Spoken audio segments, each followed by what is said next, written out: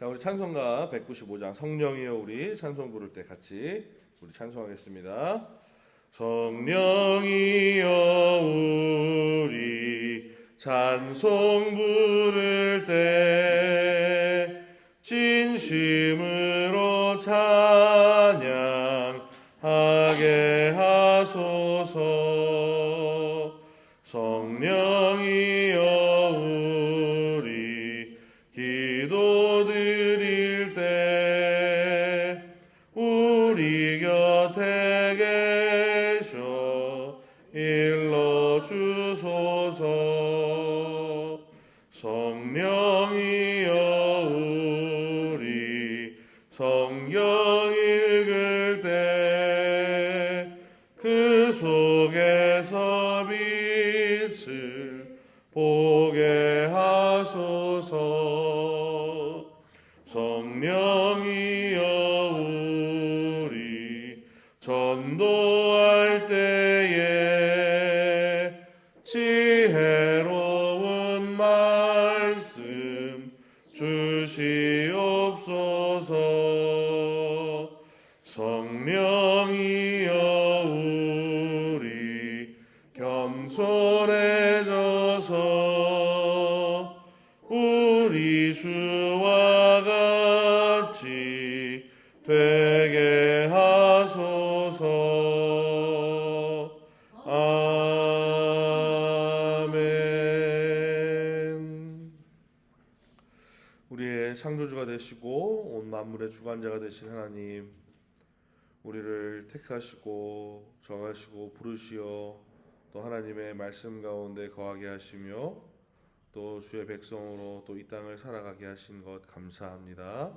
하나님, 오늘도 우리가 주의 백성으로 온전하게 살아내길 또 소원하며 또 하나님의 말씀을 더욱더 깊이 바라보기 원하며 또 교리에 우리가 한 걸음 또 더 다가섭니다. 하나님, 우리와 함께 하여 주시고 우리가 교리를 또 그 말씀을 바라볼 때에 바르게 깨닫고 또 알아가며 그것을 인하여서 우리의 신앙이 자라가는 복된 시간 되도록 역사하여 주옵소서. 함께하여 주시기를 소원하며 살아계신 예수님의 이름으로 기도합니다. 아멘. 네. 하나를 더 붙이세요. 네. 제가 수작을 잘못했군요. 맞죠? 하나가 덜 빠졌어요. 책상 위치가 또 바뀌었어. 자, 오늘 다 오셨어요. 그냥 뭐 편하게 앉으세요. 네. 의자만 갖고 오셔도 될 것 같아요. 네, 이게 현장의 묘미입니다. 와서 보세요. 네. 자, 오늘 다 오셨어요. 잘 오셨습니다. 일단 제가 미리 그 공지를 드립니다. 다음 주에 현장 수업이 없습니다. 다음 주에 현장 수업이 없습니다. 이유는 제가 다음 주 화요일 날 수술을 합니다. 왜요? 네. 네, 다음 주 수술을 화요일 날 간단한 수술을 받는데 수술을 하고 나서 목이랑 이 소리 쓰는 걸 어떻게 써야 될지 잘 몰라서 아직 그 첫 주는 잘 몰라서 제가 녹화를 해서 올리겠습니다. 그래서 다음 주에는 현장 수업이 없고 온라인으로 보신다는 거. 그래서 뭐 큰 수술은 아닙니다. 이 축농증 때문에 제가 너무 긁어내는 겁니다. 제가 두통이 너무 심해갖고 한 넉 달 정도 계속 아스피린을 갖고 살았는데 원인이 그것 때문이다 뭐 이렇게 확인이 돼서 간단하게 수술을 하니까요. 다음 주에는 온라인으로 되는 걸 보셔서 같이 확인을 하시면 되겠습니다. 자, 저희가 이제 지난주에 창조와 타락에 이어서 그것에 대한 이제 구속을 이제 시작하는 예수 그리스도에 대해서 배웠습니다. 그래서 예수님의 비하, 특별히 낮아지심에 대한 부분이 굉장히 크다. 우리가 그 부분들을 좀 같이 나누고 예수님께서 우리를 위해서 하신 그 구속주로서의 사역, 그러니까 그리스도에 대한 부분들을 저희가 살펴보았는데 지난주가 유일하게 질문이 한 번도 없었던 주간이었습니다. 그래서 여러분들이 이해하실 때 예수님에 대한 이해도가, 그러니까 이 삼위 하나님 중에 예수님에 대한 이해도가 좀 높다라는 느낌을 좀 많이 받았던 것 같습니다. 오늘은 이제 질문이 많이 나올 수도 있겠다 싶으면서 또 아니다. 우리 교회에서 그리고 제가 했던 바이블 아카데미 여러 번 들으셨던 분들은 그래도 조금 더 여기에 익숙하실 수 있고 이것을 바르게 알고 계신 것이 신앙적으로 건강한 거라고 제가 몇 번 이렇게 말씀드렸기 때문에 아마도 질문이 없길 바라는 마음에서 수업을 좀 시작해 보려고 하는데, 오늘은 이제 지난주에 말씀을 드렸던 예수 그리스도의 구속주, 그리스도의 직무를 감당하심으로 구원을 얻게 되는 것인데, 그 구속이 적용되게 하시는 분이 성령님이신 거예요. 그래서 그 성령님의 그 롤에 대해서, 그 직무에 대해서 우리가 같이 오늘 배우려고 하는데, 웨스트민스터 소요리 문답은 29번부터 38번까지입니다. 오늘까지의 내용을 하시면 여러분들이 실질적으로 창조와 타락, 구속, 이 큰 개념 안에 있는 모든 성삼위 하나님의 그 사역과 그 성삼위 하나님의 속성들을 알게 되는 것이고, 이것으로 인하여서 구원받은 백성이 살아가야 되는 부분들에 대해서, 실질적인 우리의 삶의 적용점들, 도덕법적인 것들에 대해서 이제 다루는 것이 다음 주부터 나오는 이제 내용들이에요. 여러분들이 잘 알다시피 십계명과 같은. 여러분들이 근데 십계명을 막 이렇게 생각하시면 됐어요. 오늘날 십계명 안 지으면 막 이제 다 죽는 거냐? 그걸 꼭 어떻게 해야 되냐? 이런 것들을 하시는 분들이 있는데, 이 십계명에 대해서 우리가 왜 말씀으로 수납하고 이것을 받아들이고 지키는 것인지, 이런 것들을 이제 다음 주부터 진행할 텐데요. 일단 오늘 성령의 구속의 적용이라는 제목으로 5번째 강의를 좀 진행하겠습니다. 우리 일단은 박스의 내용을 먼저 읽기 바라는데요. 박스 같이 한번 읽어보겠습니다. 우리 주변에서 시작. 우리 주변에서 들리는 성령에 대하여 부르는 오순절이나 은사주의, 또 나아가 신비주의 계통의 사람들이라 생각하는 경우가 많다. 반면 우리와 같은 장로교, 소위 개혁주의 보수신학을 지향하는 사람들에게 성령에 대해 드물게 말하거나 말하지 않는다고 생각하는 경우가 또 많다.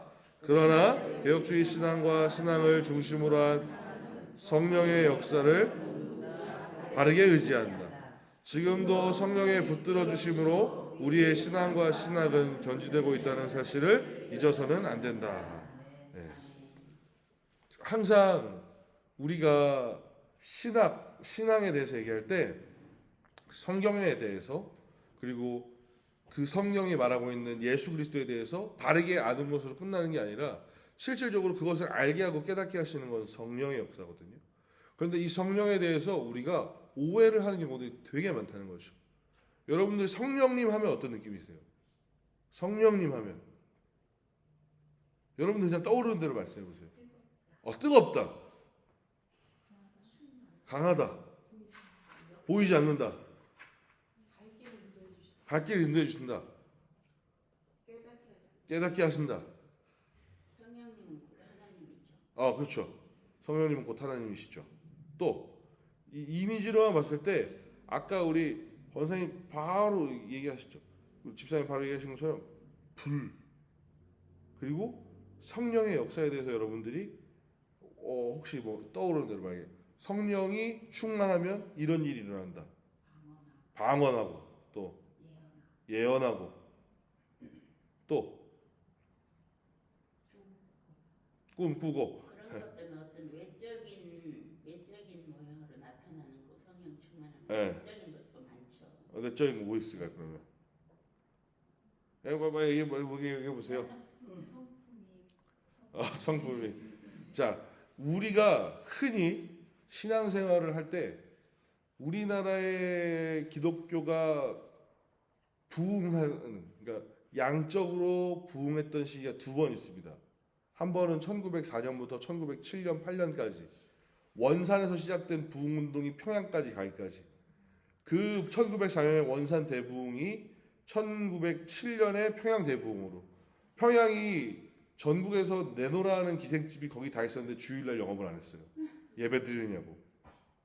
기록에 남아있습니다. 문헌에. 한국 장로교에서 문헌에 남아있어요. 술집이 문을 닫았다고요. 예배 드리느냐고, 주일날. 술집에 주일은 쉽니다가 써있는 거예요. 술 파는데. 그 정도로 사람들이 영적으로 민감해 있는 동네가 평양이었어요. 1907년에. 그러니까 그때 우리나라의 동양의 펜타코스트, 진짜 엄청난 그 오순절과 같은 역사가 있었다.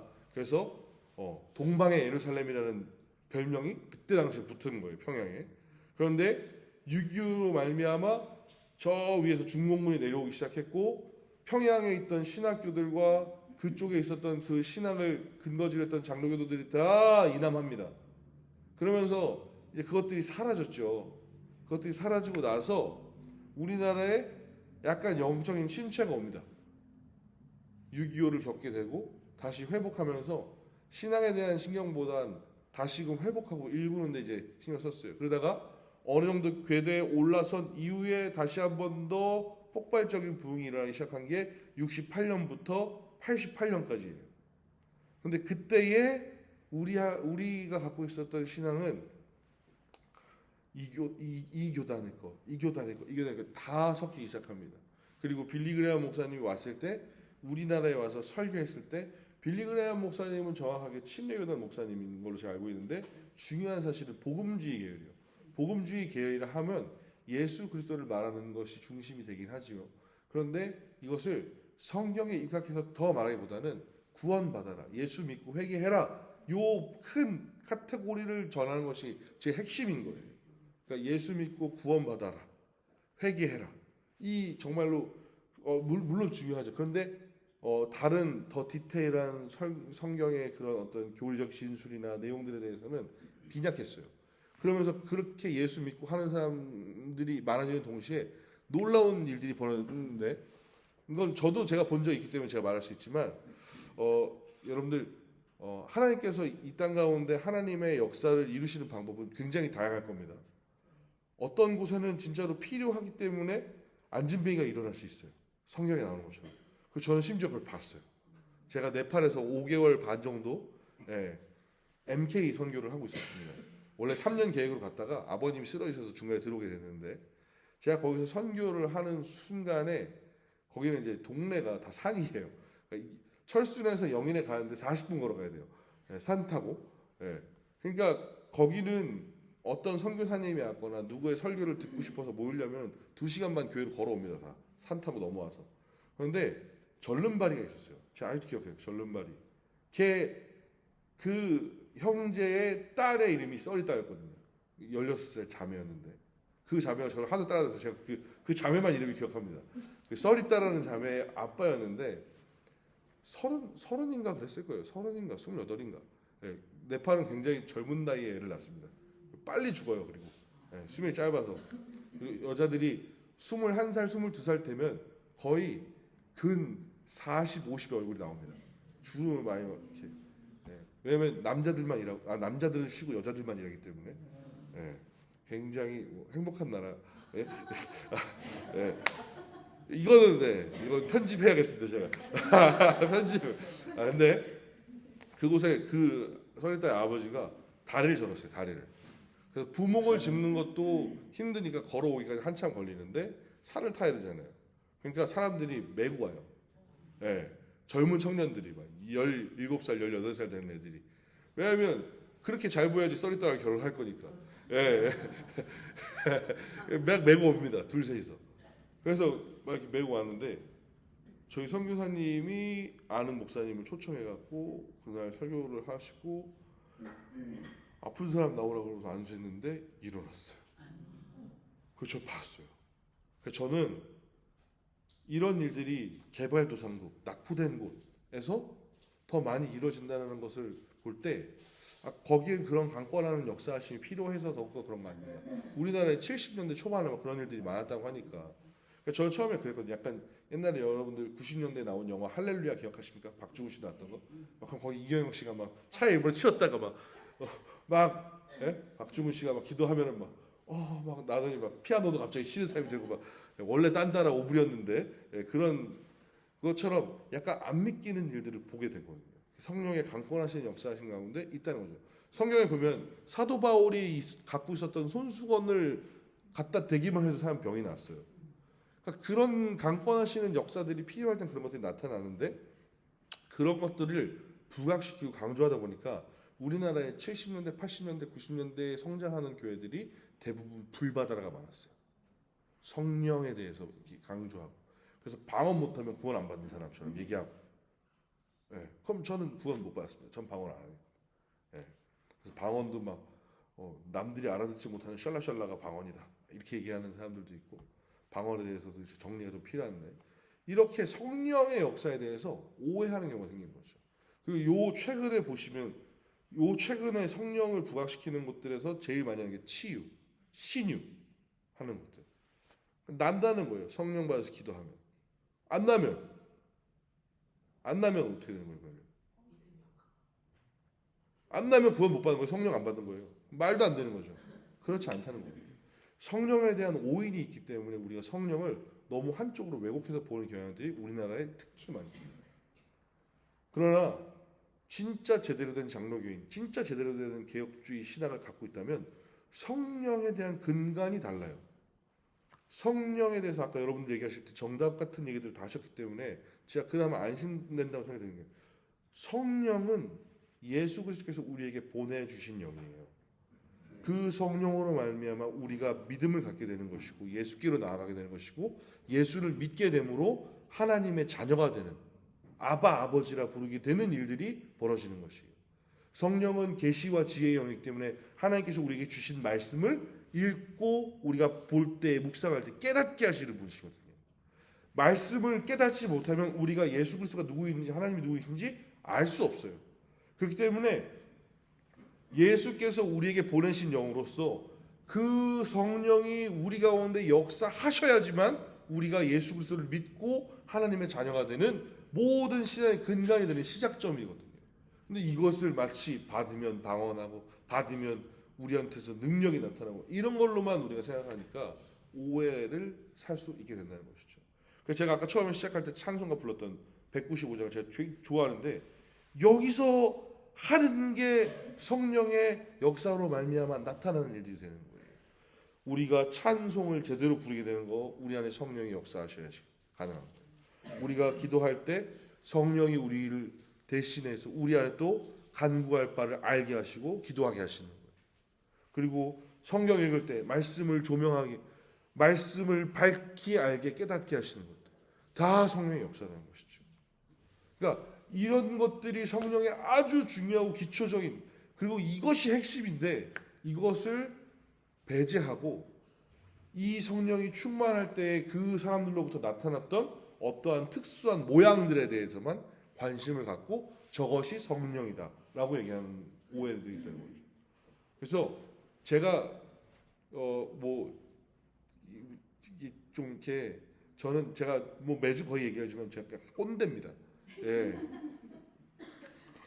금요기도회 때 제가 기도회 하러 나가서 부르는 찬송가나 찬양을 들으시면 알겠지만 저는 여러 곡 부른 적 없습니다. 우리 교회에서 딱 4곡밖에 안 불렀어요.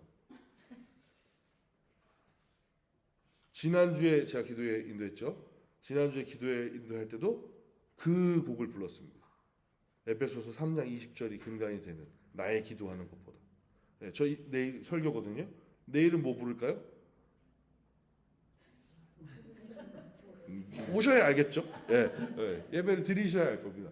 근데 중요한 건 찬송을 부를 때도 그냥 우리가 막 부르는 것이 아닌 것처럼 의미와 뜻과 그 내용이 명확해야 하는 것처럼 성령에 대해서 아는 것도 명확해야 돼요.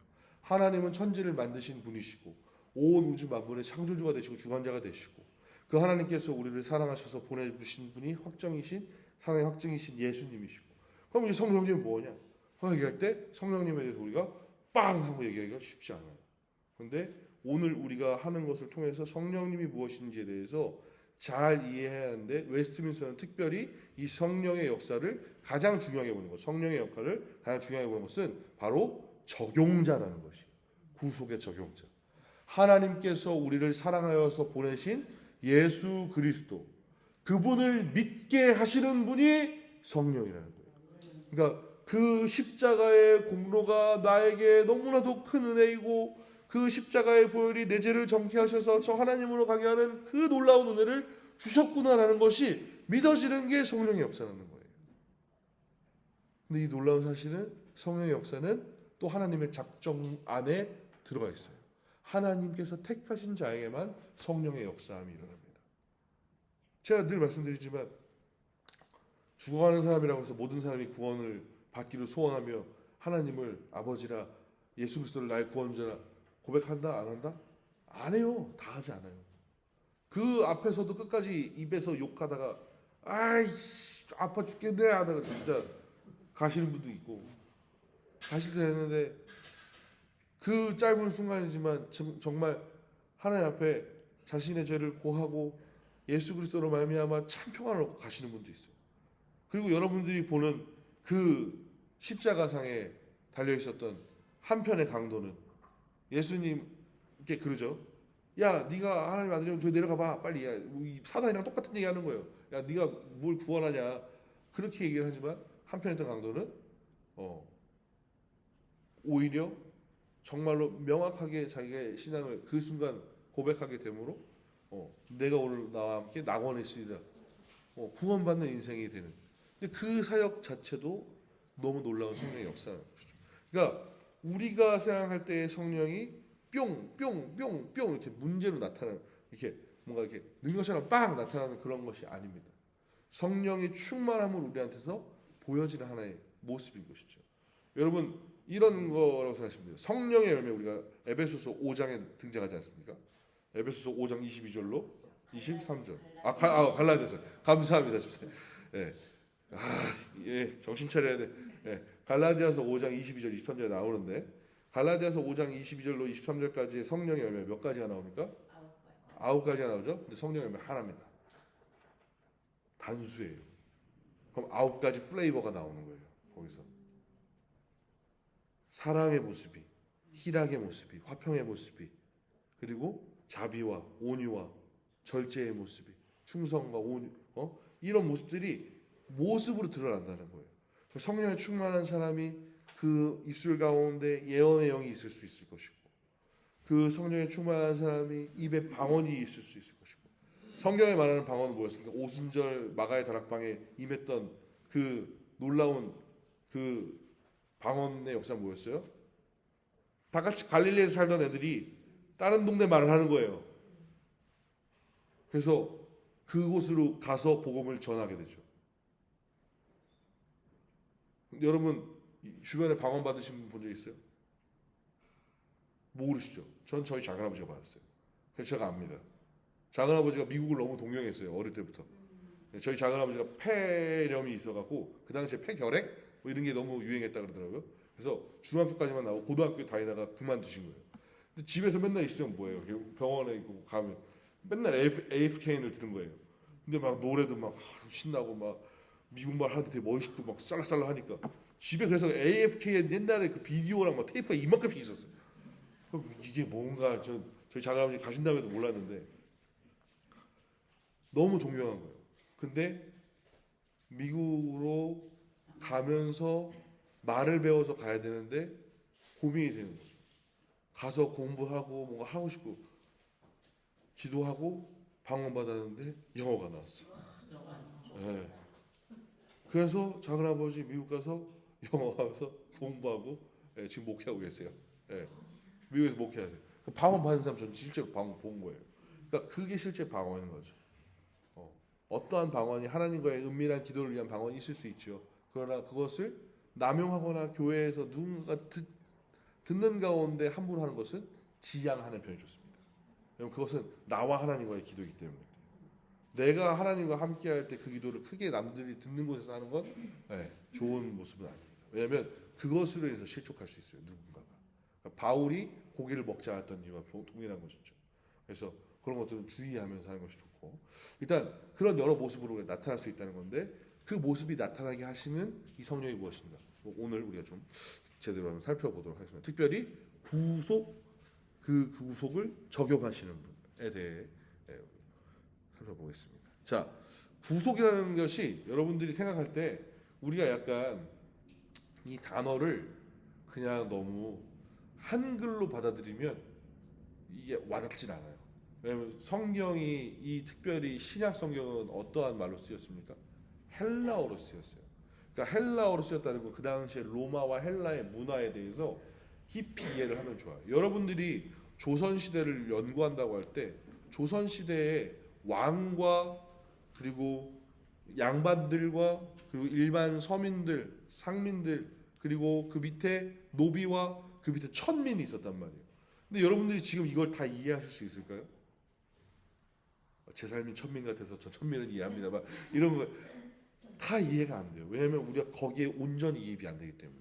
지금 저기 인도 가면 인도엔 여전히 카스트 제도가 존재하잖아요. 그래서 가장 위에 브라만과 수트라가 제일 미친 거. 하여튼 뭐 이 브라만이 제사장 계급인데 그 사람들이 있는 반면에 저 밑에 있는 사람들의 계급도 존재하는데 이 사람들의 다름에 대해서 그 인도 사람들이 아닌 이상 우리는 그냥 보기만 하는 거지 완전히 와닿지 않는다는 거예요. 그러니까 성경을 읽을 때 우리가 헬라와 이 그리스 문화에 대해서 조금 더 로마의 문화에 대해서 알면 이해가 쉬운데 이 구속이라는 게 포로의 개념을 알아야 돼요. 포로.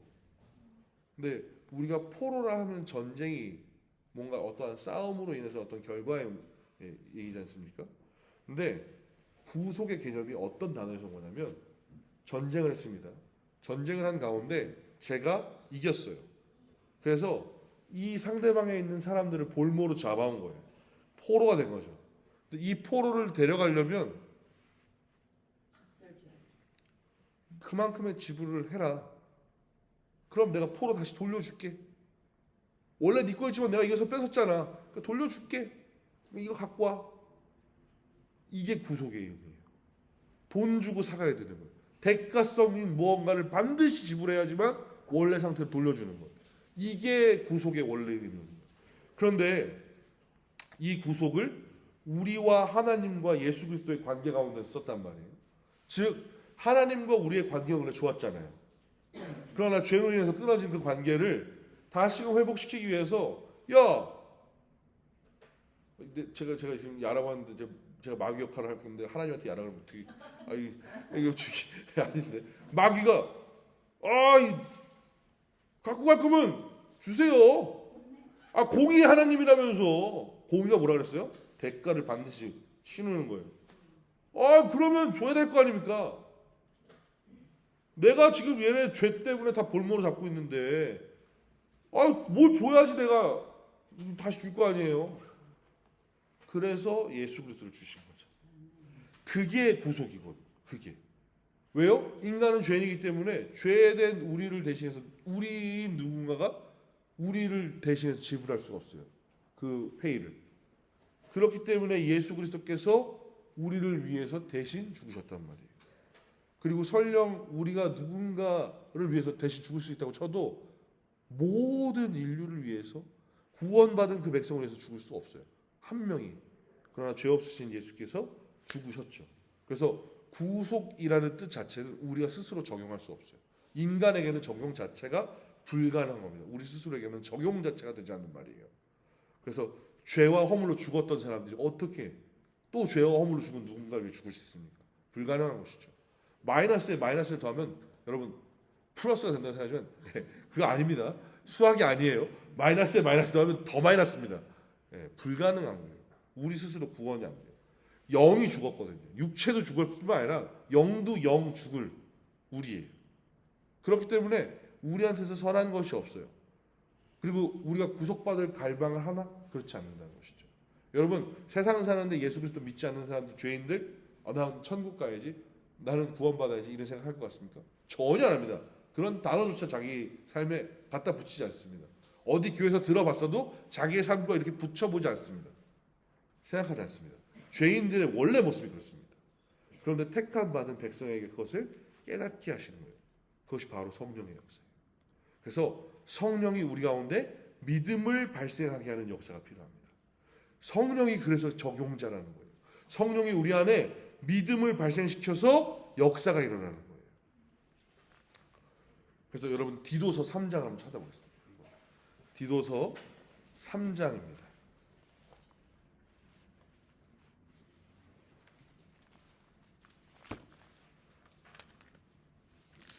딤디시죠? 디도서 3장 우리 5절에서 6절을 함께 읽어보겠습니다. 다 찾으셨죠? 우리 5절에서 6절 디도서 3장입니다. 우리를 구원하시되 우리가 행한 바 의로운 행위로 말미암지 아니하고 오직 그의 극률하심을 따라 중생의 씻음과 성령의 새롭게 하심을 하셨나니 우리 구주 예수 그리스도로 말미암아 우리에게 그 성령을 풍성히 부어주사. 아멘. 아멘. 예수 그리스도의 그 구속의 적용이 우리에게 부어주신 성령으로 말미암는. 그래서 그 성령으로 인해서 우리가 죄인 되었을 때 그 어두웠던 눈이 밝아지는 것입니다. 그 밝아짐으로 예수 그리스도를 하나님을 바라보게 되는 것이에요. 그렇기 때문에 삼위의 역사 없이 하나님을 믿는다, 예수 그리스도를 믿는다, 불가능하다는 얘기예요. 네, 불가능하다는 얘기예요. 내가 하나님이 너무 깊이 믿어져요. 내가 예수 그리스도를 믿어져요. 근데 성령을 무시한다? 불가능한 얘기라는 거죠. 역으로 생각해서 동일한 것이에요. 그렇기 때문에 우리 안에 그 어두웠던 것, 마귀의 권세로부터 하나님을 바라보게 하는 것, 성령의 역사가 있어야 한다는 거예요. 하나님께서 우리를 만세전에 택하셨다라고 로마서 8장 30절에 나옵니다. 정하시고 부르시고 의롭다 하시고 영화롭게 하시니. 하나님께서 우리를 택하셨어요. 그 만세전에 택하신 우리를 구속하시려고 예수 그리스도께서 죽으셨어요. 근데 그 택하시고 구속하시는 것이 믿어지려면 성령의 역사가 필요하다. 이게 성령의 적용자적 역사이시고, 그래서 삼위 하나님의 구속 사역이 성령까지 온전히 함께함으로 완전하게 이루어지는 것이죠. 하나님께서 택하신 그 백성을 예수 그리스도로 구원하시는데 그 예수 그리스도께서 구원하시고 하나님께서 택하셨다는 것을 믿게 하시는 이가 성령님이시다. 그래서 성령의 적용하심 없이, 성령의 역사하심 우리 가운데 없이 우리 가운데 믿음이 발생하는 일이 있다 없다? 없어요. 없어요. 봐도 안 믿는데. 봐도 안 믿는데. 예. 여러분 뭐 예를 들어서 뭐 제가 여러분들한테 한번 그냥 장난 삼아 이렇게 하겠습니다. 제가 뭐 돈이 많이 없으니까 여러분들한테 뭐 돈을 빌릴 수 있는 뭐 100만 원씩 주세요. 제가 다음 주 올 때 150만 원씩 드릴게요. 예. 그래서 제가 여기 안 믿어서 벌써 바꿔서 안 믿어. 딱 나올 때 제가 100만 원씩 다 주세요. 제가 다음 주에 150만 원 드릴게요. 그래서 제가 100만 원씩 받아갔어요. 다음 주에 제가 어떻게 할까요? 어떻게 할까요? 어떻게 할까요? 150만 원 드릴까요? 100만 원만 드릴까요? 여기 안 올까요? 그냥. 모르는 일이에요. 모르는 일. 모르는. 안주로 구청에 전화. 만약에 제가 와서 150만 원 드렸습니다. 그 다음 주에 이번 주에는 제가 조금 더 빌려야 돼요. 300만 원만 주십시오.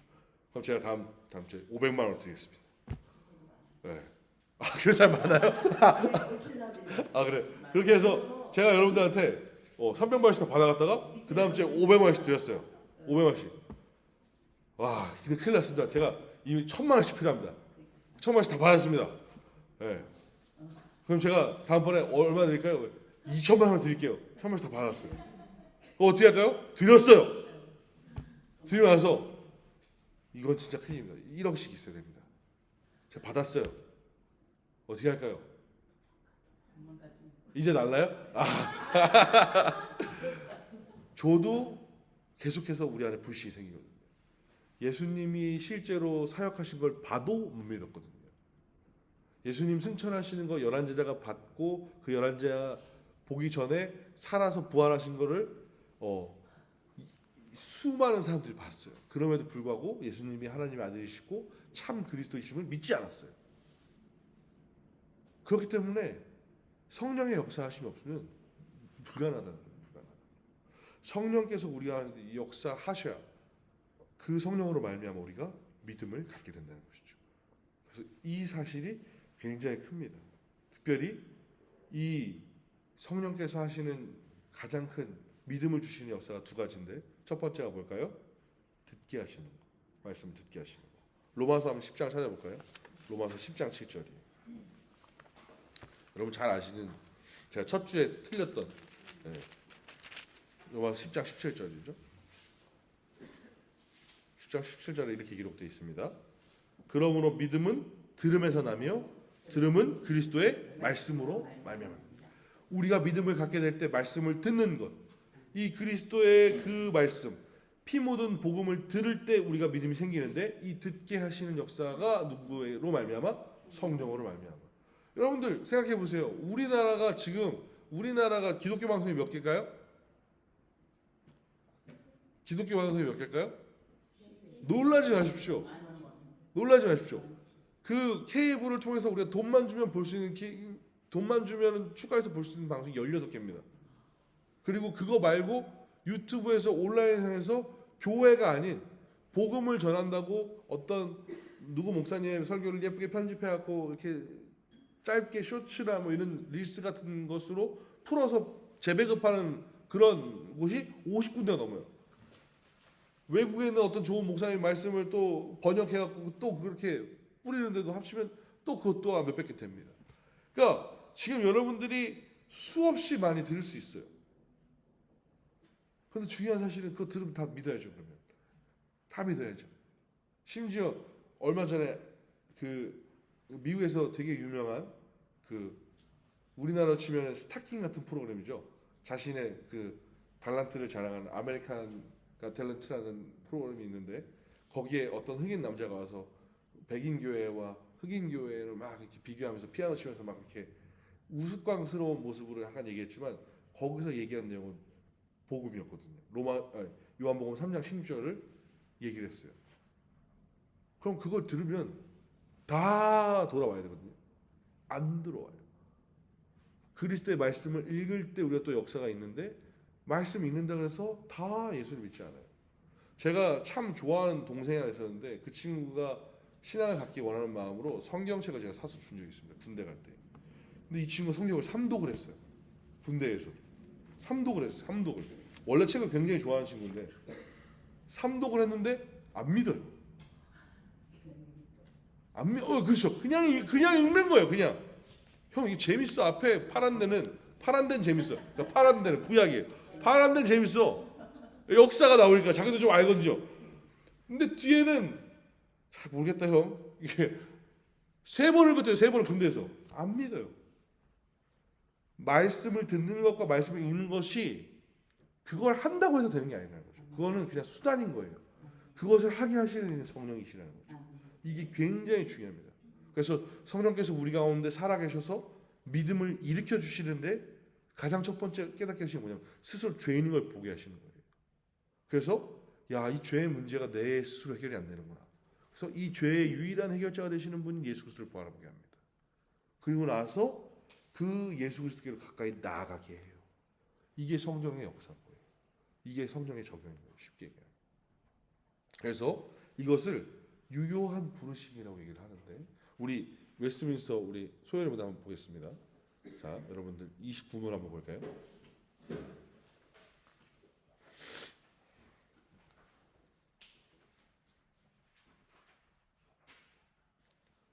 자, 29문 제가 읽으면 여러분 답하십시오.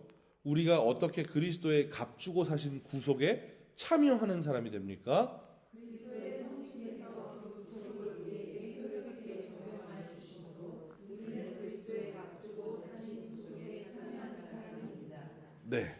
그래서 그리스도의 그 구속에 참여할 수 있게 하시는 것을 우리에게 어떻게 하셨다? 여기서 효력 있게 적용하여 주셨다 그랬어요. 효력 있게 적용하여 주시는 것. 그것을 30문에서 뭐라고 대답하냐면 우리 30문을 제가 읽고 답을 읽어보겠습니다. 그리스도의 값주고 사신 구속을 성신께서 우리에게 어떻게 적용하십니까? 성령께서는 우리를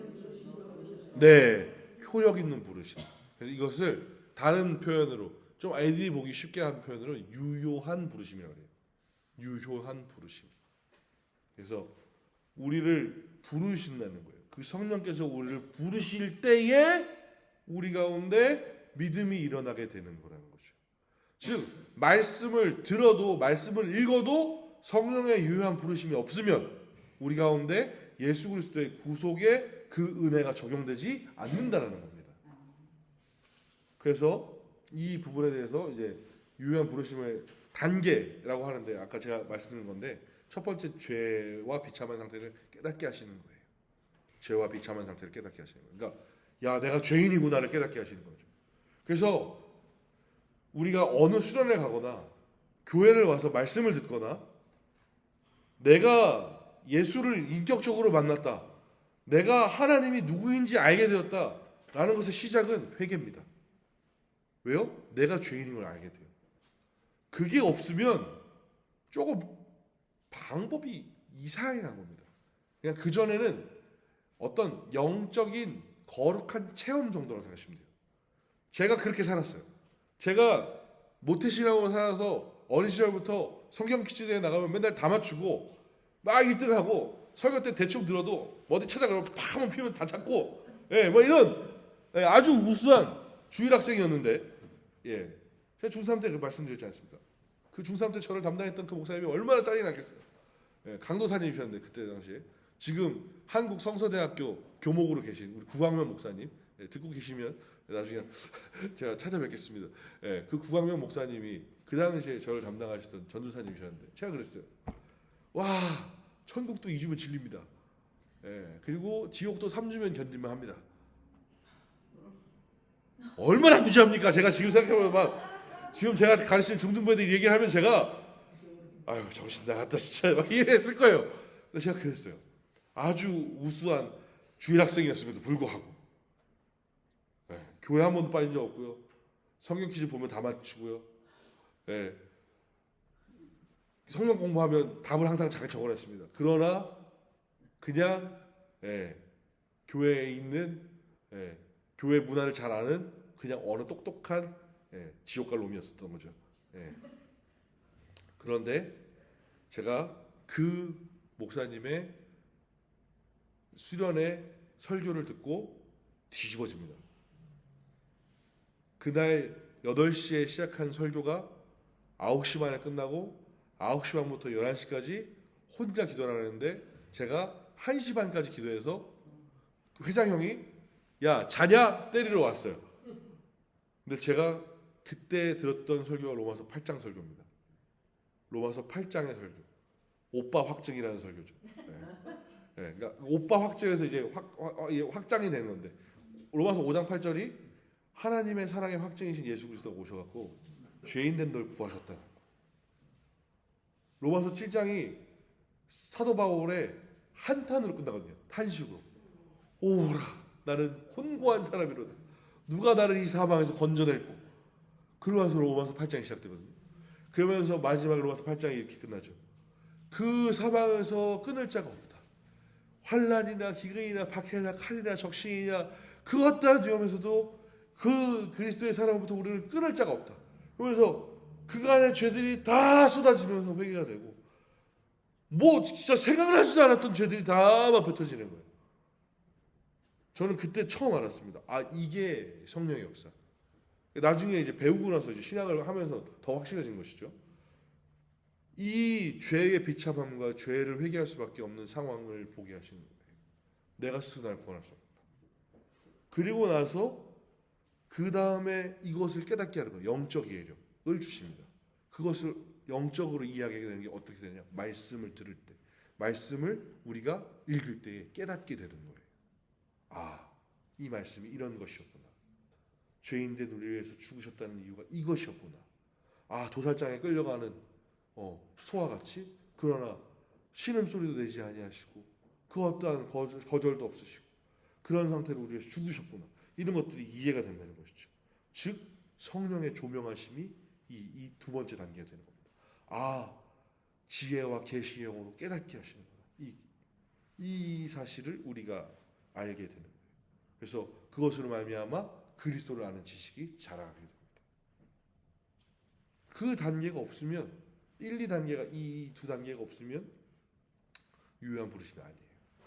그리고 이 첫 번째 그 죄의 비참을 깨닫게 하시고 그 영적인 이해력, 그 성령의 조명하심을 우리한테 주심으로 그리스도를 아는 지식이 자라게 하신 뒤에 어떻게 되느냐? 이 세 번째가 굉장히 중요합니다. 의지가 갱신됩니다.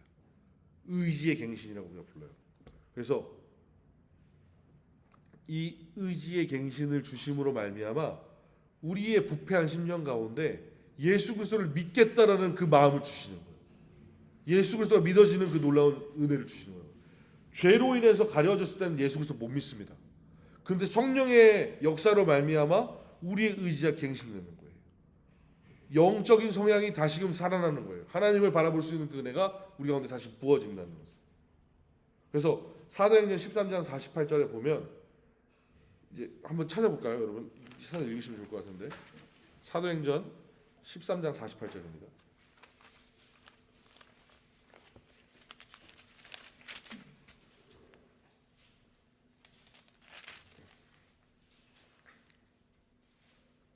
자, 하나 다 찾으셨으면 함께 읽겠습니다. 시작.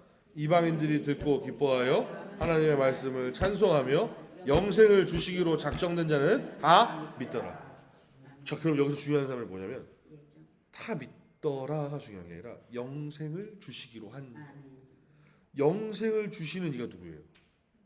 하나님이시죠.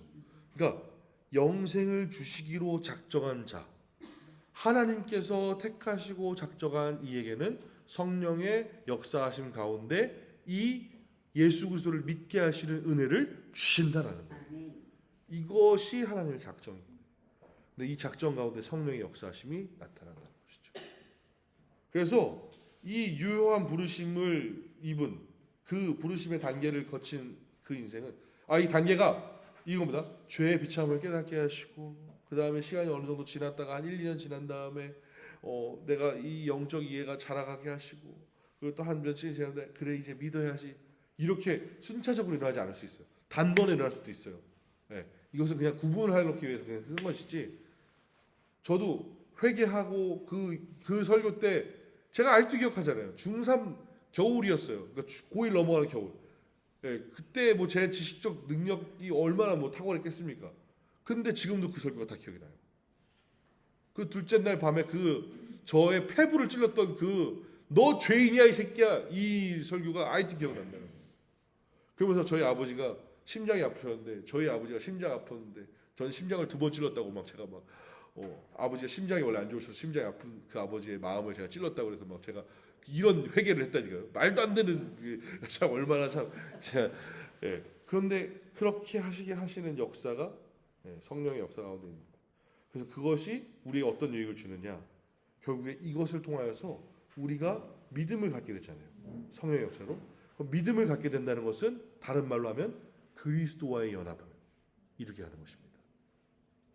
그리스도와의 연합을 이루게 하는 것은 열매 없던 죽은 나뭇가지가 포도나무이신 예수 그리스도께 접붙임으로 그 접붙인 가지에서 싹이 나고 열매가 생기는 것처럼 죽었던 우리가 다시 살게 되는, 하나님과의 관계가 잘렸던 우리가 다시금 이어지게 되는 그 놀라운 역사가 있게 된다는 것이죠. 그래서 성령의 이 역사로 말미암아 그리스도와 연합하게 되고, 그리스도와 연합하게 되므로 우리는 의롭다함을 입습니다. 의롭다함. 이거 아직 죄인된 옷 그대로 입고 있어요. 죄인된 건 변하지 않았어요. 그런데 이 옷을 우리에게 덮어 주심으로 죄를 가려 주신 거예요. 그래서 너 의롭다라고 얘기해 주신 거예요. 이걸 칭이라고 얘기해요. 이따가 또 계속 얘기하겠지만, 그래서 의롭다함을 입었어요. 그래서 우리의 죄에 대한 부분과 싸우기 시작하면서 선한 부분, 하나님을 바라보는 부분들이 회복돼요. 그래서 하나님을 바라보면서 우리의 창조된 목적들이 다시 회복되기 때문에 우리 안에 참된 기쁨이 생겨나는 것이죠. 이것이 앞에 배웠던 그것들이 성령의 역사로 말미암아, 그 유효한 부르심의 적용으로 말미암아 우리 가운데 살아난다는 것이. 성령의 역사하심이 없으면 하나님을 바라보지 않습니다. 하나님을 바라본다는 것 자체에 대한 의미도 큰 의미가 없습니다. 그리고 그것으로 인한 기쁨이 없습니다. 그러나 성령이 우리 가운데 역사하시면 그 자체가 새롭고 행복해집니다. 여러분들이 예배할 때 은혜 받았다는 감정을 느끼게 되는 이유가 무엇입니까? 성령 때문이에요.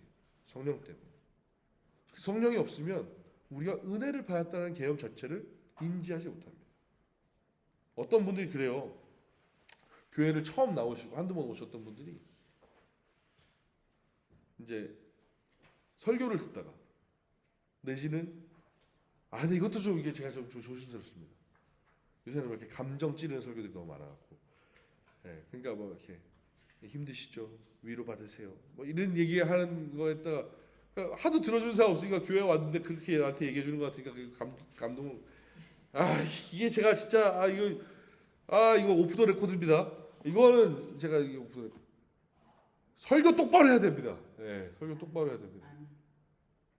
이거 정말 중요한 일입니다. 말씀을 가르쳐야 되는데 지 맘대로 하고 싶은 말 하고 앉아 있고 창세기 1장 1절 펴놓고서 아무 얘기나 다 꺼내놓고 막 이런 요새 시대들이 있어서 홍수 중에 마실 물 없다고 막 이런 거 생각하면 막 진짜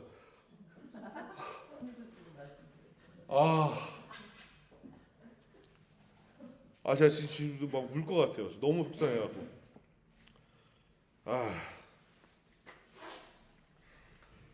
설교를 들었을 때 하나님의 말씀이어서 막 끌리고 힘들어야 되거든요. 그것 때문에 은혜를 받아야 되는데 그냥 사람이 할 수 있는 말 막 대충 읊조리고 막 시 읊조리고 이러면서 위로하는 척하는 설교 때문에 이렇게 잘못 이해하는 성도들이 있을까봐 이게 참 걱정인데 아무튼 설교를 들으면서 찬송을 듣다가 찬송을 부르다가 은혜가 되시는 분들을 많이 봅니다. 많이 듣고 그런데 그런 분들에 대해서 듣고 보는 것을 제가 보면서 저것이 참 성령의 역사인지 아닌지에 대해서 고민할 때가 있다는 거예요. 요 근래 안 그러길 바라는데 근데 그렇게 되는 것이 성령의 역사예요. 성령의 부르심 가운데 있기 때문에 가능한 것입니다. 그걸 만약에 단회적으로 딱 끝났다 그러면 저는 그거는 아니라고 딱 자를 수 있지만 계속되는 것이라면 그러니까 우리가 예배 때 찬송을 부르다가 이것도 또 그래요. 이것도 오프 더 레코드. 예.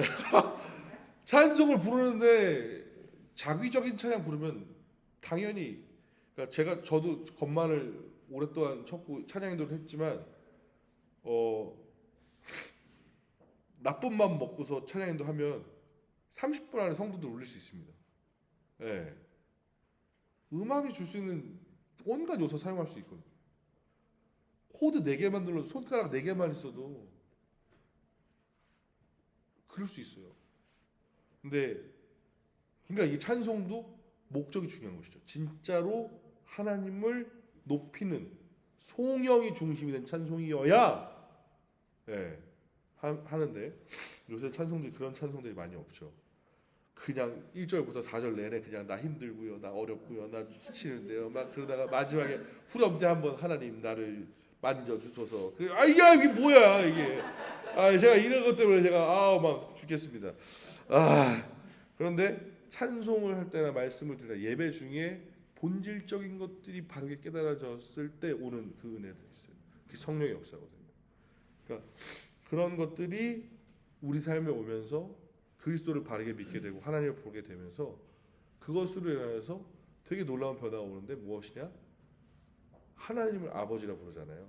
그리고 그 하나님을 아버지라 부르는 공동체, 교회 가운데 즉 형제 자매들과 함께 하잖아요. 그러면 한 아버지 안에 있는 형제 자매가 있기 때문에 서로를 사랑하게 되고 바라보면서 닮게 되고 그 닮아가는 모습이 아버지를 닮게 됩니다. 그러니까 삶이 거룩하게 변해가요. 성령의 역사. 그게 성령이 주는 유익이에요. 성령이 없으면 성령이 그냥 한 번만 딱 일하고 만다는 사람들이 있어요. 우리에게 구원을 주실 때 한 번 딱 말을 그러면 그 뒤에 인생은 제가 봤을 때 망합니다. 망한 인생입니다. 그래서 우리 개혁주의 안에서는 성령의 역사가 있는 그 인생은 성령이 내주하신다 그래요. 안에서 사신다는 거예요. 그렇기 때문에 우리가 저 천성에 갈 때까지 우리의 삶을 계속해서 인도하시고 도우십니다. 이쪽으로 가려고 잘못된 길로 가려고 할 때 아니야 말씀을 잘 기억해봐. 이쪽으로 가려고 해서 힘든 상황을 마주했을 때 아니야 넘어지지 마. 기도해. 도와주시잖아. 이렇게 우리를 계속해서 도우신다는 거예요. 그러니까 이게 얼마나 크고 놀라운 능력입니까? 그냥 단순히 방언하고 막 병 고치는 은사 생기고 이런 게 성령의 이 모습이 아니라는 거예요. 그런 유익들이 우리 가운데 있는데 제가 아까 말씀드렸다시피 그 유효한 부르심 가운데 그걸 세부적으로 유익을 조금 더 디테일하게 나누면 첫 번째는 칭의입니다. 칭의. 의롭다 하신다는 거. 의롭다 하신다는 거. 그래서 이게 33번의 내용입니다. 33번의 내용인데 이거는 다 한 번씩 보고 갈게요. 칭의가 뭔지. 자, 우리 33번 한번 보실까요?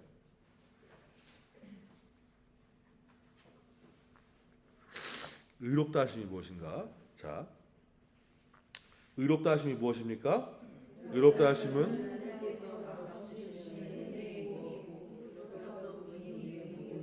용서하시고 자기 앞에서 의롭다 여겨 주십니다. 이것은 오직 그리스도의 의를 우리에게 돌려주시는 일이고 우리는 오직 믿음으로 받습니다. 예. 칭의는 칭하다는 거예요. 의롭다라고. 근데 진짜 의로워서 의로운 게 아니에요. 제일 처음에 나오잖아요. 하나님의 값없이 주시는 은혜예요. 즉 죄인된 우리가 이 땅 가운데에서 살아갈 때에 죄를 또 짓습니다. 또 지어요. 또 반복되고 또 넘어져요. 여러분은 삶 보시면 알잖아요. 뭐 굳이 남 볼 필요 없잖아요. 나만 봐도 알잖아요. 또 넘어지고 또 넘어지고 또 넘어지고. 그런데 나중에 하나님 앞에 서는 그때에 우리의 마지막 때에 심판주 오시는 그 주님 앞에 설 때에 얘 내가 알아요. 내가 의롭다 했거든요. 이렇게 된다는 거예요. 얘가 그간에 어떻게 살았는데 아는데요. 내가 의롭다 했다고. 내가 얘 때문에 죽었어요. 이거예요. 이게 칭의예요. 우리가 할 수 있는 게 아니라 거죠. 이것도 법정적인 용어거든요. 실질적으로 그 로마 시대 때 칭의는 유죄에 반대예요. 무죄 선고하는 거예요. 넌 의로운 사람이야. 넌 죄 있는 사람이 아니야. 정죄. 넌 무죄. 이렇게 하는 게 칭의거든요. 그래서 의롭게 하시는 분, 공의의 하나님 누구십니까? 하나님께서 의롭다라고 말씀하셔야 돼요. 그래서 봤더니 야 그래 예수가 널 위해서 죽었구나. 오케이. 그러니까 너는 죄가 없어. 너는 의롭다라고 저 예수가 저렇게 칭해줬으니 오케이야. 그렇게 하시는 거예요. 그래서 그 의를 성령께서 우리에게 적용하시는 것이죠. 네. 그 예수 그리스도로 말미암아서 그 의롭다 옷을 입는 것을 성령께서 우리 가운데 적용하신다는 거예요. 그래서 죄 없다, 의로운 자다, 용서해 주시고 받아주시는 것이죠. 그래서 외적인 도구인 말씀을 통해서 우리가 그걸 듣고 우리의 내적인 믿음을 통해서 이 의롭다함이 수납되는 것이에요. 성령의 역사 가운데. 그리고 또 한 가지가 무엇입니까? 양자됨이에요. 이제 양자됨. 이게 어떤 분들은 별로 그렇게 크게 생각 안 하시는데 제가 아직도 기억나는 게 제가 전도사 때였어요. 이 양자됨을 가지고 양자됨이에요. 양자됨. 예. 이걸 가지고 펑펑 오신 권사님이잖아요. 80 가까이 되셨어요. 10년 전에 80 가까이 되신 권사님이셨는데 제가 전도사 때였어요. 근데 그때도 교리를 가르쳤어요. 전 그때도 교리를 했는데 예. 이 양자됨을 가르치는데 다른 분들 다 모르는데 이분은 아는, 이분이 알아요. 이분이 어릴 때 부모님이 돌아가셨어요. 그래서 동네를 기웃기웃 전전하다가 한 집에 이제 양자가 된 거예요. 그런데 그 집에 아이가 이제 아들이 하나 있고 딸이 하나 있었는데 안타깝게 다 죽었어요. 근데 자기는 이 위에 자기보다 원래 배를 통해서 낳은 자녀들이 죽었으니까 너무 죄스러웠대요. 자기가 오고 나서 뭐 그런 일들이 벌어진 것 때문에 자기 탓인 것 같고 막 별 힘든 일이 다 있었다는 거예요. 근데 그것과 상관없이 이 자녀들한테 줬던 사랑을 다 받은 거예요, 이분이. 그러면서 이분들 돌아가시면서 재산이며 뭐며 이걸 다 받았어요. 그러면서 이분들 때문에 또 예수를 믿었거든요, 이분이. 그러니까 자기는 이 양자됨이 뭔지 안 나요. 상상이 안 된다는 거예요. 뭐 그냥 입양해갖고 양자하면 그런 정도의 개념의 사랑이 아니라는 거죠. 그래서 하나님께서 주실 그 유업과 모든 기업을 우리가 하나님의 자녀가 됨으로 받는다는 거예요. 예수 그리스도의 죽으심으로 말미암아 그 구속을 우리에게 적용시키는 성령의 역사 가운데 우리가 하나님의 자녀가 되는 권세를 누렸다는 거예요. 하나님의 자녀가 됐다는 것은 하나님께 곧 내게 된다는 것이에요. 그러면 부족한 게 없는 인생인 거죠. 풍요한 인생이고 부유한 인생인 거예요. 그래서 하늘의 시민권자가 되는 것이고 그 사도 바울이 얘기하잖아요. 자기의 유업은 하늘에 있다. 이 땅 가운데 텐트 메이커 자비랑 선교했어요. 맨날 천막 짓고 그 천막 받은 보수 갖다가 밥 사 먹이고 자기 밥 먹고 어디에서 유숙하고 그런 거 하면서 계속 살았지만 가난하다고 얘기하지 않았어요. 자기를.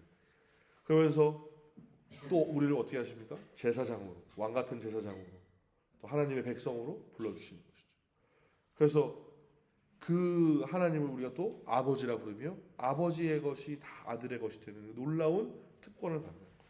그리고 가장 놀라운 특권은 그 아버지의 영이신, 아들의 영이신 성령으로 말미암아 우리가 이 땅 가운데 살아낼 수 있는 힘과 위로를 누린다는 거예요. 그것이 굉장히 큰 특권입니다. 그러니까 제가 봤을 때 이 성령의 역사하심은 이 양자됨은 특별히 이 땅 가운데에서 보여지는 게 많이 없을 수 있어요. 왜냐하면 저 하늘에 쌓아둔 내 소망과 상급이 있는데 이 땅 가운데 안 보여줄 수 있겠죠. 그러나 저것을 계속 소망하게 하시고 이 땅 가운데 내가 좀 힘들지라도 조금 어려울지라도 자빠질지라도 나를 계속 도우시는 이가 있고 야 괜찮아 위로하시는 이가 있다는 거예요. 그게 성령인 거예요. 그러니까 그 은혜가 나한테 너무나도 행복하죠. 그렇기 때문에 이 땅 가운데 세상 사람들은 하나님의 말씀과 법 가운데 멀리 떨어져 살지만 난 그의 계명을 즐거워 기뻐하며 사는 거예요. 왜? 내가 하나님의 자녀이기 때문에 내가 저 천국을 저 하늘의 상급을 유업으로 받을 사람이기 때문에 당연히 아버지의 말을 따를 수밖에 없는 것이죠. 여러분 아버지의 말을 따르지 않고 지 마음대로 살다가 뒤지게 처맞고 돌아온 탕자를 기억하시지 않습니까? 그 꼴 나기 싫은 거예요. 그래서 그런 양자됨이 이제 세부의 내용 중에 하나고 또 이제 마지막은 이 제일 좋아하는 겁니다. 성화입니다. 성화. 성화는 sanctification이라 그래서 거룩해져가는 과정을 얘기하는 건데요. 이 성화를 우리가 이제 장로교회 이 개혁주의 신학자들은 두 가지로 나눠서 보았는데 하나는 결정적인 성화라고 하고요. 결정적 성화, 결정적. 그리고 하나는 점진적 성화라고 했습니다. 이 점진적 성화는 실제적인 성화라고 표현하기도 합니다. 이 결정적 성화라고 하는 것은 무엇이냐? 성령께서 이렇게 깨작 건드시는 게 아니에요. 낚시할 때 쫙 해놓고서 미끼를 빡 물면 딱 건져오지 않습니까? 이게 결정적 성화인 거예요. 하나님의 자녀로 딱 돌이키게 하는 그 한 번의 역사. 죄인된 인생을 거룩해 하시는 그 한 번의 역사가 빡 일어난다는 거죠. 죄 짓다가 아직은 조금 더 죄를 더 짓다가 예수를 믿으면 안 될까? 이런 거 없다는 거예요. 강권하시는 거니까 하나님의 역사니까 이것은 이 성령 하나님의 역사는 제가 저번에 말씀드렸지 않습니까? 제가 선택하고 제가 하는 게 아니에요. 하나님의 전적인 주권 가운데 일어나는 것이거든요. 구원의 역사는 그냥 내가 살려주세요 하다가 손 내밀고 있는 하나님 손 잡았다가 지금 좀 살만하니까 숨 쉴만하니까 손 놨다가 좀 더 빠져 죽을 것 같아 내가 다시 한번 잡아볼게 이게 아니라고요. 목덜미 자꾸 끄집어내시는 거니까 그 잡아채시는 순간 그 물려서 떼기 올라오는 순간 그냥 강권하시는 역사가 우리 가운데 있어요. 이게 결정적 성화예요. 단번에 일어나는. 그런데 참 안타까운 사실은 그럼에도 불구하고 우리가 죄 가운데 살아가지 않습니까? 죽어서 천국에 간 그때까지 우리는 이 땅에 이 세상 가운데 공중권세 잡은 자는 마귀입니다. 그 마귀의 그 발 안에서 계속해서 싸우면서 살아가요. 그러면서 어쩔 때 자빠지고 어쩔 때 굴르기도 하고 똥밭에도 갔다가 왔다 갔다 하는 인생을 사는 거예요. 사망의 음침한 골짜기로 지나가기만 해야 되는데 거기다 발을 담가갖고 막 머리도 감아보고 별 생쇼를 다 하는 게 이 삶이에요. 그러고 있는 도중에 이 연약한 인생이 계속해서 그 결정적 성화가 끝까지 이루어질 수 있도록 우리한테 도우시는 게 점진적 성화입니다. 점점 거룩을 향해 가게끔 하는 거예요. 죄를 지었던 빈도를 줄이고 죄를 지었던 그 아픔이 무뎠던 것이 죄를 지으면 점점점 아파지고 하나님께 내가 어떻게 살아가야 하는 것이 옳은가에 대해서 계속 나를 쳐시는 거예요. 그러면서 삶 가운데 내가 점점 더 거룩한 백성으로 살아갈 수 있도록 도우시는 거예요. 그래서 이걸 실제적 성화라고 하는 게 삶 가운데 역사하시는 거예요. 계속해서. 그래서 여러분 죄질 때 여러분 양심에 찔리시죠? 예. 왜 그렇습니까? 예, 성령께서 우리 안에 선한 양심을 주신 그 성령이 두드리시는 거예요. 야, 너 하나님 앞에 좀 미안하지 않냐? 하나님 앞에 좀 미안하지 않냐? 계속 찌르세요. 그래서 제가 주일날 못 쉬는 것 같아요. 아, 휴가를 그렇게 주일날 껴서 가자는 사람들이 많은데. 네. 그냥 참, 이 성화가 우리 가운데 있어야 돼요. 그래서 제가 늘 얘기하는데 저는 이 입장을 굉장히 강하게 고수하는데요. 구원받았다는 이 백성들. 그러니까 성령의 적용이 있어서 예수 그리스도의 그 구속의 역사가 있는 인생은 개판으로 살 수가 없습니다. 아멘. 아니 개판으로 못 살아요. 개판으로 살면 괴로워. 개판으로 못 살아요. 아니, 이게 힘들어요. 아멘. 어떤 분들은 그래요. 살 수도 있지. 아니요. 은혜가 주는 정도의 차이는 그렇지 않습니다. 은혜는 뒤집어 놓는 거예요. 은혜는 바꿔 놓는 거예요. 개차반이었던 사람이 그렇게 못 살아요. 왜요? 하나님이 주신 은혜가 그렇게 싸구려가 아니거든요. 그렇게 작지 않거든요. 그렇기 때문에 은혜를 받은, 은혜를 입은 인생, 그 구속이 적용된 인생은 자신의 삶이 다시금 죄악으로 가는 것을 너무나도 비참해합니다. 너무나도 힘들어합니다. 그래서 어떤 분들이 막 죄의 길에 다시 빠졌다가 다시 돌아왔다 이렇게 하는데 제가 봤을 때 아니요, 돌아왔을 때가 진짜예요. 네, 저는 그렇게 생각합니다. 그래서 예수 믿는다고 하고서 엄청나게 중죄를 지은 분들이 계세요. 제가 단적으로 그냥 교역자의 얘기를 할게요. 미국의 한 교회에서 어떤 한 부목사님이, 남자 부목사님이 여성들랑 눈이 많아서 교회의 공금을 들고 튀었어요. 그래서 맨날 신문에 나와요. 신문에 나와서 이 사람을 찾습니다. 남들이 보면 실종인가 보다. 그래서 찾아줘야지 하는데 이면을 들어보니 그런 일이었던 거예요. 예. 그러면서 이 사람이 구원받았냐 마냐 막 이런 얘기를 해. 구원받은 사람이 그렇게 못 산다. 그 진지게 벌써 와갖고 엎드려갖고 자복했다. 하나님 앞에. 그렇게 못 산다. 예. 죄악된 일을 굳이 본인이 눈이 헷가닥해서 넘어질 수는 있죠. 그러나 아주 엎드러지지 않으면 주의 오른손이 나를 붙드심이라. 성경이 명확히 기억합니다. 이건 엎드려진 게 아니라 정확하게 얘기하면 그냥 지금 지옥물에 목하고 있는 겁니다. 예, 이거 말이 안 되는 일이라는 거죠. 그러니까 이 우리 안에 성화가 있음으로 말미암아서 그 성화의 과정 쉽지 않거든요. 계속 싸우는 거니까 죄와 싸워야 되는 일이니까. 그러나 우리 안에 도우시는 성령으로 말미암아 계속 싸워요. 그리고 죄로 인해서 우리가 덮여질 때 우리 안에 변론하신다. 야, 이게 안 된다는 걸 계속 싸워주셔요. 그래서 말씀을 깨닫게 하시고 떠오르게 하시고 그래서 쭉 올라가면서 우리가 죽었을 때, 죽고 나서 저 천국에 갔을 때 영화, 글로리피케이션, 하나님과 같이 되는 하나님의 얼굴을 마주해서 보는 그 상황에 갔을 때 우리 성화가 끝나는 거예요. 그러니까 그 거룩한 아름다운 그 결정, 그 마지막을 이루시기 위해서 우리 가운데서 성령이 얼마나 역사하십니까? 그러니까 그 감격이 있는 인생은 죄로 다시금 자기를 뒤번복하지 않아요. 여러분 그 어릴 때 농사 지어 보신 분들 알지만 옛날에 비료가 어디 있습니까? 똥 묵혀갖고 버줬거든요. 저희 어머니가 똥 묵혀갖고 버주다가 똥이 발통에 빠진 적이 있어요. 그 똥똥이 올랐어요. 발 한쪽에. 그래서 어머니 발이 막 이렇게 모난 게 있는 게 알아요, 제가.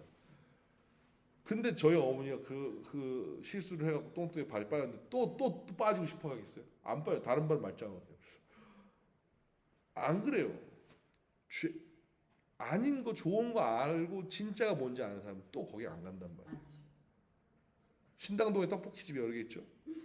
예, 원조가 마복님 할머니가 뭐 그렇다는데, 예, 진짜 원조의 맛을 알고 정말 맛있는 집은 그 집만 간다는 거예요. 딴 집 안 갑니다. 여러 개 맛있어도. 예, 뭐 오늘 이 집 가서 먹어볼까? 안 그래요. 저는 한 집만 갑니다. 예. 저는 순댓국을 좋아하는데, 예, 동네에 가면 이것도 오프 더 레코드. 예. 순댓국을 좋아해서 동네에 가면 순댓국을 다 먹어봅니다. 그 동네 순댓국집들. 이 목동에도 순댓국집이 많습니다. 예. 막 네이버에 검색도 해보고 막 다 찾아갔습니다. 저는 본 적이 충남 천안입니다. 예. 정확하게 목천입니다. 충남 목천. 목천에 조금만 들어가면 독립기념관 있죠. 그 안에 들어가면 아우의 장터가 있습니다. 우리 유관순 누나가 먹었을 법한 그 순댓국이 거기 있습니다. 병천 순대가. 저는 그 순대 프라이드가 있습니다. 순댓국 먹을 때 먹으면 압니다. 이 집이 뭘 했고 무슨 베이스인지. 그래서 저랑 같이 식사하러 가본 목사님들은 압니다. 제가 어떻게 먹는지 봅니다. 예, 항상 전도하듯이 막 이렇게 알려주는데, 예. 제가 처음에 알아보기 위해서 몇 군데를 쭉 다녔어요. 지금은 어디만 갈까요? 한 군데만 갑니다. 그 집만 갑니다. 왜요? 예, 되게 뻘쭘한데 이거 말씀드리면. 네, 이거 나중에 말씀드리겠습니다. 예, 저는 한 집만 갑니다. 예. 근데 그것처럼 이 성령으로 말미암아 예수 그리스도의 은혜를 내 인생 가운데 딱 주사처럼 맞은 그 인생은 죄로 다시 안 가요. 하나님의 은혜가 그렇게 작지 않습니다. 하나님의 은혜가 그렇게 보잘것없지 않아요. 그런데 마치 그럴 수도 있다는 것처럼 되게 당연시하게 얘기하는데 그런 사람들은 돌이켜봐야 돼요. 신앙에 대해서 돌이켜봐야 돼요. 내가 아는 하나님을 너무나도 깔보는 일입니다. 말도 안 되는 일이에요. 그래서 그런 것들이 잘 정돈될 수 있어야 됩니다, 여러분들은. 그래서 이 유효한 부르심으로 인해서 우리 가운데 그 칭의 양자됨 성화가 있는 인생은 이런 유익들이 있는데 하나님 사랑에 대한 확신이 더욱더 명확해집니다. 하나님 나를 사랑하셔서 예수 그리스도를 이 땅 가운데 보내주신 것에 대한 확신이 더욱더 명확해져요. 그리고 그것으로 인해서 예수 그리스도로 말미암아 내 안에 평안이 옵니다. 다른 것들은 우리 가운데 샬롬을 주지 못해요. 지금 갑자기 평화를 얘기할 때 여기서 막 빵빠레가 터졌어요. 갑자기 이게 손바닥 피면 그건가? 네, 빵빠레가 또 터졌는데 우리 안에 샬롬을 주실 수 있는 분은 예수 그리스도십니다. 그래서 그 주로 말미암아 평안이 생기고 성령으로 말미암아 우리 안에 기쁨이 넘쳐나게 돼요. 여러분들 찬송가 181장인가요?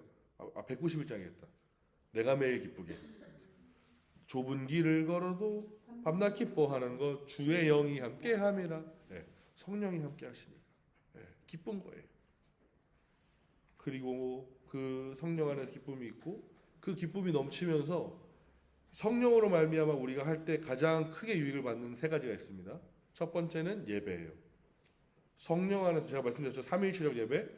우리 안에 역사하시는 성령 안에서 성령의 도우심으로 성령의 나아게 하심으로 예수 그리스도를 붙들고 하나님 앞으로 나아갑니다.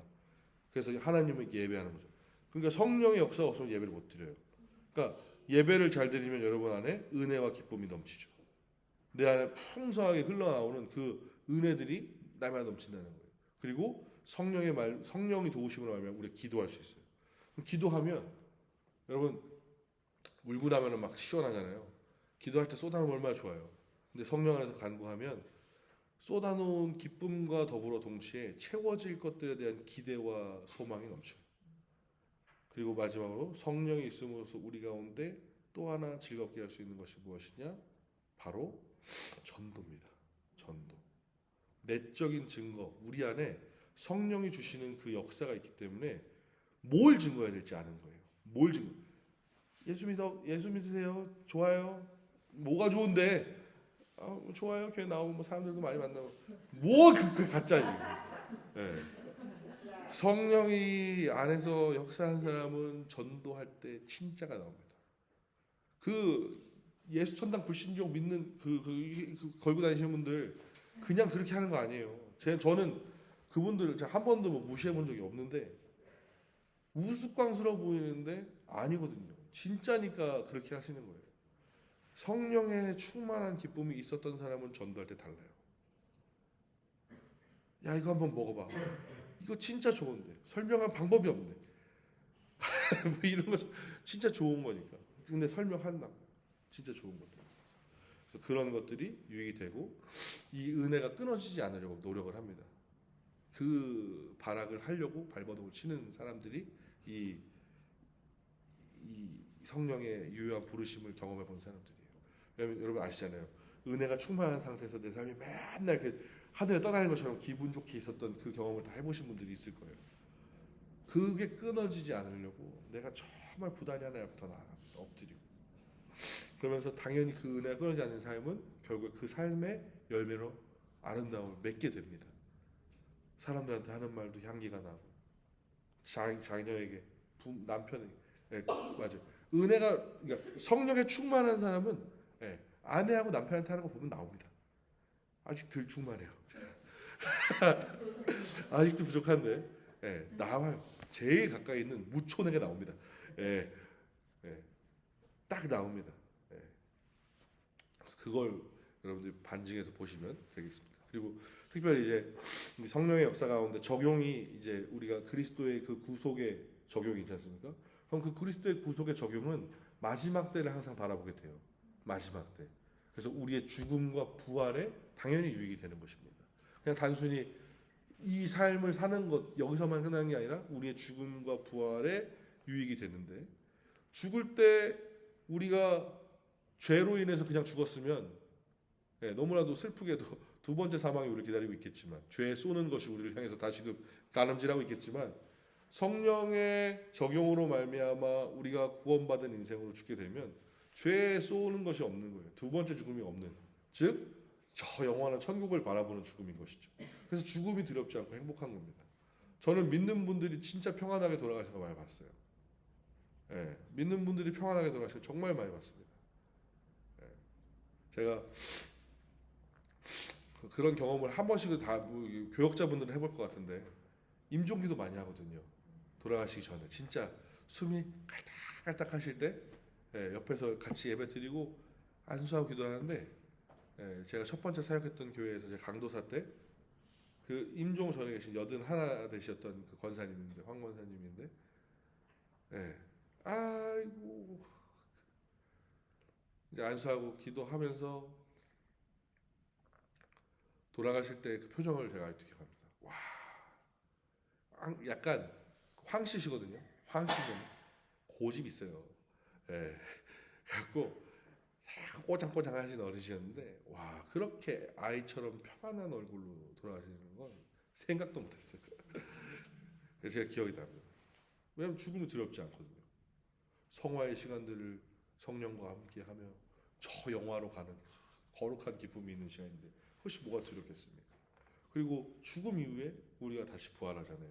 예수 그리스도를 믿음으로 성령의 적용으로 예수 그리스도를 믿게 됨으로 우리가 이 땅 가운데 다시금 예수님 다시 재림하실 때 죽은 자들도 살아납니다. 영원한 몸으로 살아납니다. 아우 전 80에 죽었는데 그럼 쪼글쪼글하게 아이 가장 아름답고 영화로운 모습으로 살아납니다. 그래서 그렇게 살게 되고 심판 때에 우리가 그 주님 앞에서 야 우리 같이 이제 영원한 천국으로 영원한 행복으로 가자. 그죠? 그럼 이제 그때부터는 시간이 없어요. 말씀드렸잖아요. 재림 때부터 시간 없다고. 재림 때부터는 째깍째깍 다시 안 움직입니다. 그럼 이제 그때부터는 둘로만 다니는 거예요. 영원한 저 형벌과 영원한 생명으로. 그러니까 그 부활 때에 얼마나 죄로 말미암아 끝났으면 성령의 적용이 없는 인생이었으면 참 안타깝겠죠. 그렇지 않다는 것이죠. 그러니까 이런 것까지 우리가 바라볼 때 그냥 단순하게 성령만 생각하시는 것이 아니라 오늘 강의를 통해서 여러분들이 지금까지 했던 창조와 타락 구속을 다 기억하실 때 삼위 하나님의 역사를 반드시 기억하셔야 돼요. 하나님이 택하셨고 예수께서 구속하셨고 성령께서 적용하신 거예요. 그러니까 하나만 끊어서 나한테 있다, 하나만 바라보게 된다, 하나만 믿어진다? 불가능합니다. 안 믿어져요. 그리고 이거 이해하려고 해도 이해되지 않아요. 왜요? 믿음으로 수납되는 것이기 때문에. 참 웃긴 건 이거 이해하려고 공부하고 여기다 막 책을 몇십 권 펴놓고서 공부해요. 정리 안 됩니다. 근데 너무 신기한 건 믿는 순간 이것이 다 이해돼요. 그게 너무 놀라운 일이죠. 그래서 그 은혜들이 여러분들 가운데 있기 때문에 여러분들이 지금 이 성경 공부를 통해서 유익을 누리시는 거고 교리가 여러분들 삶 가운데 정돈이 되는 겁니다. 그래서 특별히 이 부분을 이제 자녀들이나 아니면 내가 다시 한 번 더 바라보실 때에 이것이 믿어지지 않는 연약한 부분들이 있을 수 있어요. 그러면 그것을 강요하는 것이 아니라 기도가 1번입니다. 1번 기도예요. 성령께서 이것을 깨닫게 하시는, 조명케 하시는 은혜를 구하셔야 돼요. 그리고 그것을 통해서 예수 그리스도가 믿어지고 하나님의 그 놀라운 섭리와 그 계획하심들이 내 이 삶 가운데, 마음 가운데 펼쳐져 보이는 것, 그리고 그것을 다시금 말씀을 통해서 확인할 수 있게 되는 그 은혜를 구하시는 것이 매우 중요합니다. 그래서 요 내용들을 잘 기억하시면서 계속 여러분들의 신앙에 적용하십시오. 특별히 제가 성령을 얘기하면서 이렇게 오늘 약간 확 이렇게 올라왔던 이유들은 너무 안타까운 현실이 많아요. 네, 교회들에 그냥 단순히